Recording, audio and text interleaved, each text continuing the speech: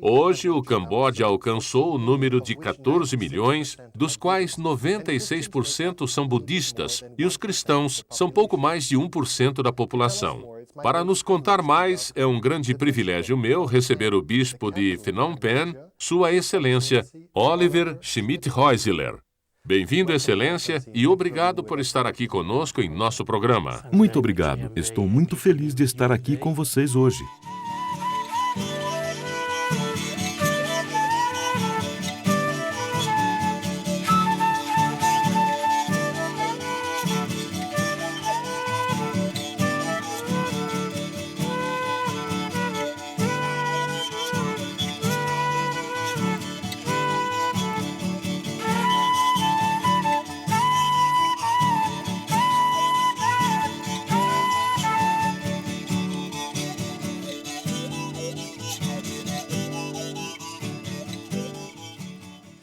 Excelência, o senhor foi recentemente nomeado o bispo da capital Phnom Penh. Como foi quando soube de sua nomeação?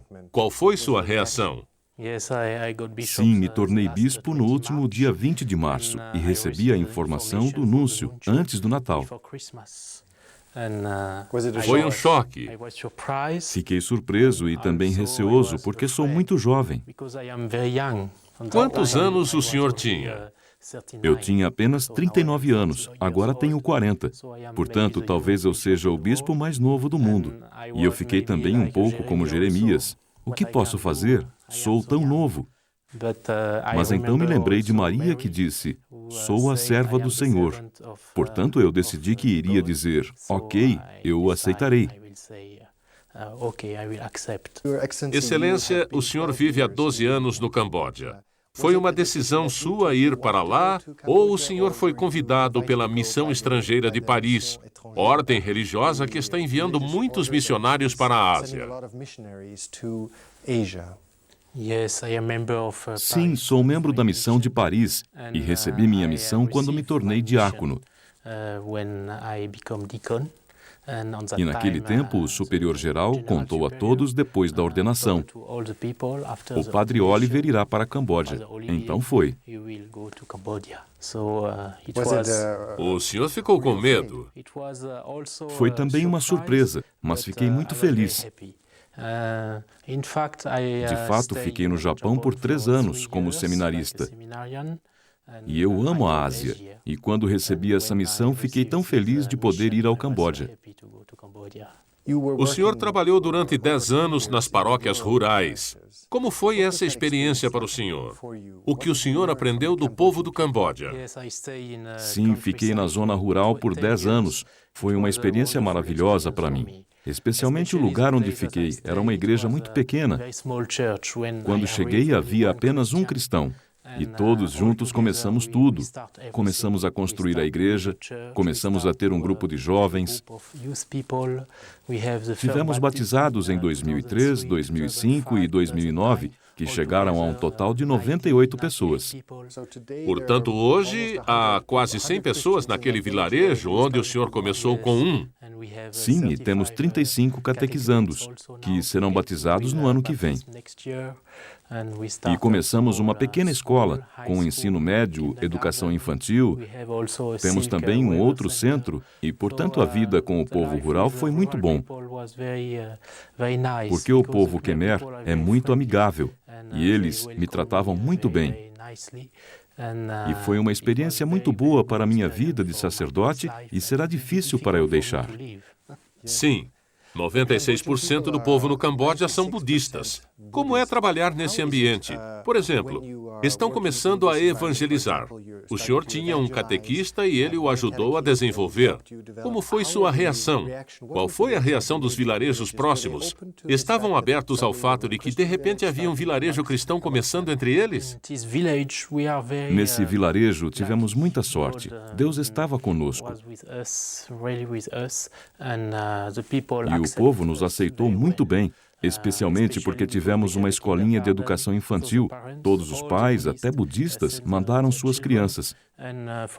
E, por exemplo, todo domingo, temos atividades como escoteiros e todo domingo de manhã tínhamos mais de 300 crianças que vinham por 1 hora ficar com nossos jovens para receber formação. Portanto, E os pais não receavam? Não ficavam nervosos? Como de dizer, querem converter meu filho? Estavam abertos à ideia do cristianismo? sim, porque faz mais de 6 anos que começamos com as crianças, e todos os anos vem mais e mais. Portanto, também acho que seja um sinal. Porque quase que para ser um quimer tem de ser budista e para pertencer a outra tradição, a outra religião, como a religião católica, é quase que como rejeitar sua própria identidade cultural. Isso está certo?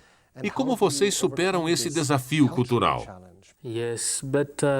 Sim, mas eu acho que, porque em Camboja tivemos o período Pol Pot, e esse período, que durou 4 anos, destruiu tudo, todas as pessoas, todas as culturas e todas as religiões. E é claro que o budismo foi destruído também, como a Igreja Católica. E depois disso tivemos mais de 10 anos com a ocupação vietnamita. E naquela época também a religião não era permitida. Então, há 20 anos, começaram a reconstruir, como tradição, a religião, a cultura. E acho que agora o povo no Camboja está mais perto do que antes, e especialmente para a Igreja Católica. Agora, quando temos jovens se tornando cristãos, e quando temos a celebração do batizado, convidamos pais, mães, avós, para que venham todos e não tenham rejeição. Lembro especialmente há 2 anos, tivemos o funeral de jovens. E o funeral é algo muito importante para os budistas, porque às vezes eles dizem que os católicos não se interessam pelos que morrem, que não têm respeito pelos pais que morreram. E todos me esperam para ver o que o padre Oliver fará, para a cerimônia e assim por diante. E acho que ficaram muito bem impressionados, porque tivemos o primeiro dia, o funeral, que foi uma bela cerimônia juntos. E depois tivemos os 7 dias como os budistas, e lembramos dos que partiram. E todos juntos ficaram muito impressionados com tal cerimônia. E então entenderam que não rejeitamos os mortos, que temos uma maneira de rezar também pelos que faleceram, e que temos esperança na ressurreição. O que encoraja um jovem budista a vir saber de Jesus ou querer saber de Jesus? O senhor começou com um catequista, como sabemos, e saíram. O que foi que os atraiu a se tornarem cristãos? Em primeiro lugar, acho que quando começamos com um pequeno grupo de jovens são muito bons missionários. Então, seus amigos vão e, pelos amigos irem, eles querem ir à igreja também. E mesmo se eu com minha família não temos uma visão muito boa da igreja, se quer ir e ver porque os amigos vão. Isso como primeiro passo. E um segundo passo, acho que foi descobrirem a caridade. Porque há a caridade dos cristãos, que tentamos ser bons com todos.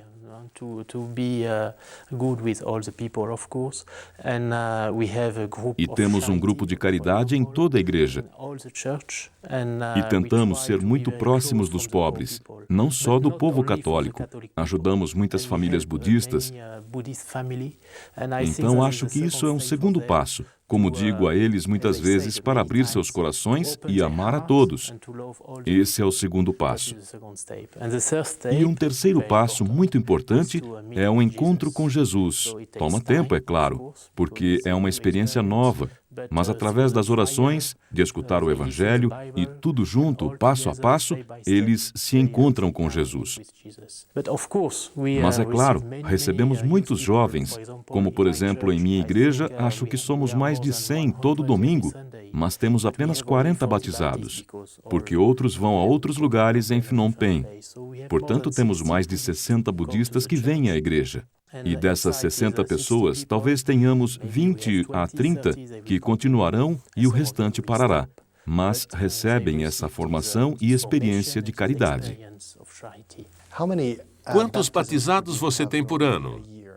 Para a Diocese de Phnom Penh, temos mais ou menos 100 ao ano. E são batizados de crianças, de adultos? Que tipo de batizado é? Agora temos muitos catequizandos de 20 a 25 anos. E temos também algumas crianças, é claro, mas especialmente na família vietnamita, porque essas famílias são católicas há muito tempo. Por gerações. Por gerações, portanto as crianças também se tornam católicas. O senhor mencionou mais cedo, e quero voltar a esse tópico sobre o regime de Pol Pot, ou o período do Khmer Vermelho. O senhor mencionou sobre o ataque à igreja. Se entendi corretamente, não sobrou quase nenhuma igreja e manifestações religiosas foram banidas nesse tempo. Como vocês, como igreja, constroem onde não há construções, onde a destruição e o ataque foi tão completo na igreja? Sim, durante o período do regime de Pol Pot, de 75 a 79, tudo foi destruído. É claro que foram os prédios, mas todos os sacerdotes morreram. Tínhamos 2 bispos e os 2 morreram. Todas as irmãs morreram e o povo Khmer. Eles foram mortos ou foram mandados embora? Um bispo foi morto e o outro morreu por causa de uma doença. Dom Salas, o 3º bispo na história do Camboja.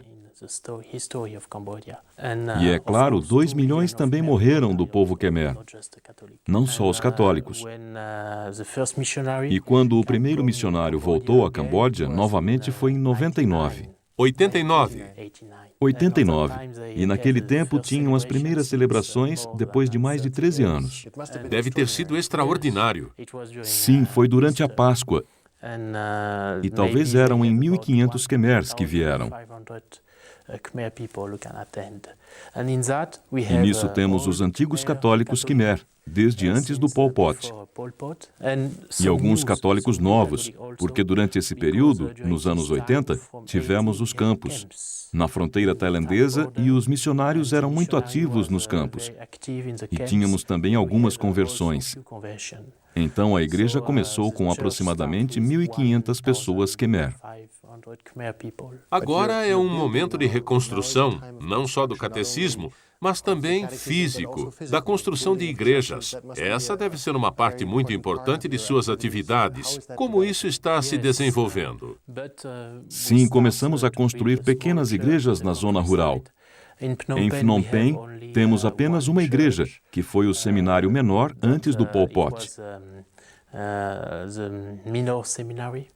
Então pudemos comprar há 20 anos e agora a temos como a igreja principal em Phnom Penh. Temos mais uma que construímos talvez há 4 anos, o Corpo Místico de Jesus. Mas sou um bispo sem catedral, porque a catedral em 75, talvez depois de uma semana que veio o Khmer Rouge em Phnom Penh, foi destruída. Não sobrou nada. Então, passo a passo, essa é uma reivindicação do povo cristão também, porque no ano passado fizemos como uma enquete. Uma pesquisa? Sim, uma pesquisa de 20 anos de evangelização. De 1989 a 2009. E eles pediram: queremos ter uma catedral, queremos ter uma igreja, precisamos de um sinal. Também não apenas um grande buraco para preencher. A presença física para eles é importante? Sim, para eles é importante também. Não apenas as construções, mas os corações das pessoas foram destruídos. O que o senhor vê como as cicatrizes ainda hoje nos corações do povo do Camboja, dessa época de Pol Pot? Acho que o primeiro problema durante esse período, e depois com o povo vietnamita também, foi um longo período que começou em 70, antes do Pol Pot, com o general Lon Nol. Foi uma guerra civil, um longo período sem transmissão de valores, da cultura, da história, e a transmissão entre gerações é muito importante.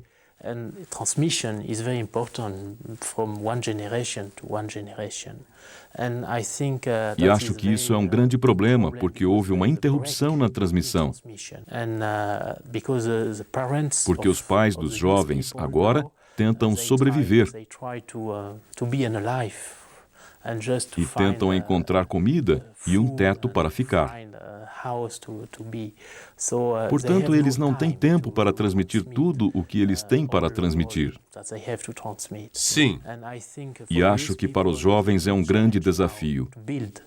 Agora, para construir uma família, porque eles não têm essa herança, e isso é algo que todas as pessoas de diferentes países podem ter. E agora se sabe que no Camboja, 60% da população tem menos de 20 anos. Portanto, nunca souberam sobre o Pol Pot, a guerra civil, mas... Sua própria cultura? Sim, sua própria cultura. Então, passo a passo, temos que ir construindo isso. E acho que assim como é um desafio para o governo, é um desafio para a igreja também. O governo os encoraja? Ou como é o relacionamento com o governo? Entendo que, por exemplo, o rei foi assistir diretamente a uma missa do Papa João Paulo II. Portanto, há sinais positivos de cooperação. Mas como é na base do dia a dia? Com o governo temos um bom relacionamento. Temos um ministro do culto e da religião, como em todos os países comunistas. Mas temos um bom relacionamento, especialmente para a Igreja Católica. E há 3 anos sou vigário-geral na Diocese de Phnom Penh.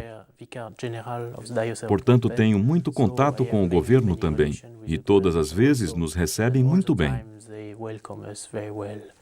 Mas não é fácil, porque, por exemplo, uma coisa que não podem fazer é ir visitando de porta em porta. Como esse impacto cai em seu trabalho de evangelização, se estão restritos nas visitas às famílias, aos vilarejos? Não, não é assim. Quando estamos em Phnom Penh, não podemos fazer proselitismo, de ir de porta em porta como mormons. E também não podemos ter um carro com microfone dizendo Jesus vos ama, por favor mudem de religião. E nós podemos compreender isso também. E alguns grupos de protestantes colocam tipo de placas nas paredes de suas casas dizendo algo sobre a Bíblia. Portanto, isso eles não querem.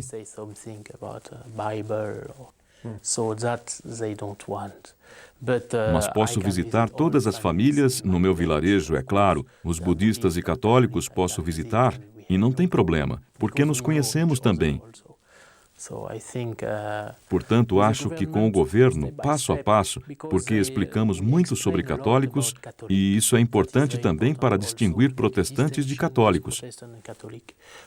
Portanto, quando falamos com o nosso povo cristão, não usamos a palavra cristã, mas católica.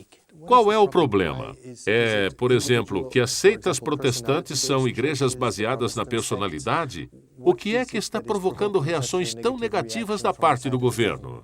De fato, no Camboja, temos 27 grupos do povo cristão. Em 27 grupos, nós temos um grupo que é católico e 26 grupos de protestantes. E nos protestantes temos muitos grupos. Temos uma seita que são as Testemunhas de Jeová. As Testemunhas de Jeová, sim. Sim, assim como mormons. E temos grupos diferentes. E temos o que chamamos de grupo otocéfalo. Começaram no Camboja em igrejas independentes. Portanto, para o governo é muito difícil, porque não compreendem. Quem é quem? Quem é quem? E estão muito felizes conosco porque temos uma estrutura muito clara, com o Papa e depois com os bispos e com os sacerdotes. E em toda a igreja em Camboja, temos 86 igrejas, tudo junto. E são as mesmas igrejas. E estão muito felizes com isso. Portanto, isso é bom para nós também. Mas é uma consequência do proselitismo agressivo de alguns desses grupos que está causando essa reação negativa? Sim, também. Lhe dou um exemplo concreto. Ano passado, pedi para me tornar do povo Khmer, de ter a nacionalidade Khmer. E, para tanto, tive um teste com o ministro do Interior. E, nesse dia, tive uma entrevista na língua Khmer. Eu expliquei que sou um sacerdote da Igreja Católica e o homem que me entrevistou estava muito bravo com a Igreja. Sim. Ele não entendia a diferença entre o catolicismo e o protestantismo. Ele disse, seu grupo escreveu na parede que se deve odiar Buda e deve-se ficar com Jesus. Então, uma frase como essa destrói tudo na mente das pessoas. E temos muitas e muitas reações assim. Quais seriam as necessidades que o senhor diria como importantes para seu país agora? Para a Igreja Católica? Sim. Acho que agora, para a Igreja Católica, a primeira necessidade é a formação. E é também ajudar nosso povo católico de se encontrar com Deus. Isso acho que é muito importante. Portanto, de ter um tempo para rezar no silêncio, de ter um bom relacionamento com Jesus e com Deus. Isso é muito importante e um grande desafio para nós também, em um país budista. Excelência, obrigado por estar conosco em nosso programa. Muito obrigado. Obrigado, senhoras e senhores, por estarem conosco hoje. E se desejarem saber mais sobre a história dos católicos no Camboja, ou talvez de como vocês poderão ajudar, os encorajo a olhar as informações ao final desse programa. Nos veremos semana que vem. Até lá.